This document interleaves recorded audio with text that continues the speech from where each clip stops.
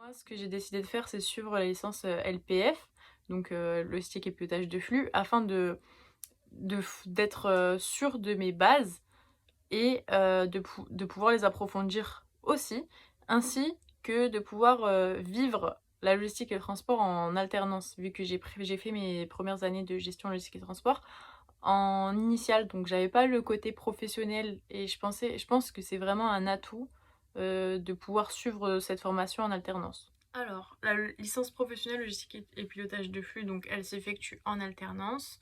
Notre rythme d'alternance, c'est une semaine en école et une semaine en entreprise. La licence professionnelle pilotage de flux, elle propose deux parcours. Donc le parcours des achats et le parcours management des transports.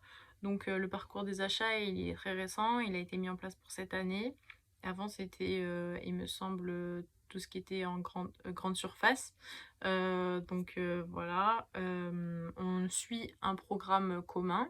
Donc on a un tronc commun avec du TOEIC parce que l'anglais c'est important dans notre corps de métier, des pilotages de négociations à l'international pour qu'on puisse avoir des notions en négociation et en achat, même si par exemple on a choisi le transport, le parcours management des transports, où on peut avoir aussi des matières qui sont plus axées logistique ou transport, pour que les achats puissent aussi avoir certaines notions de chaque corps de métier disponible présent dans le monde de la logistique actuelle. Donc on a les techniques de pilotage de projet aussi, parce qu'on est amené à faire des projets, donc le but c'est de bien les mener. Il y a là, aussi de la base de données, de la gestion RH. Enfin, ça reste quand même très très très général et c'est bien. Franchement, c'est bien. Si après pour un master, on veut se diriger par exemple sur de la qualité ou continuer dans le transport de voyageurs ou le transport de marchandises ou aller en achat ou en négociation, ça reste quand même libre. Voilà. Après, il y a des taux de réussite qui sont entre 97 et 100% depuis la création de cette licence. Donc, c'est quand même une très bonne licence.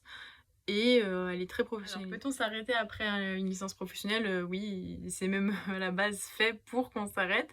Mais on a remarqué que depuis quelques années, les étudiants préfèrent continuer leurs études et d'assurer un master plutôt que de s'arrêter directement.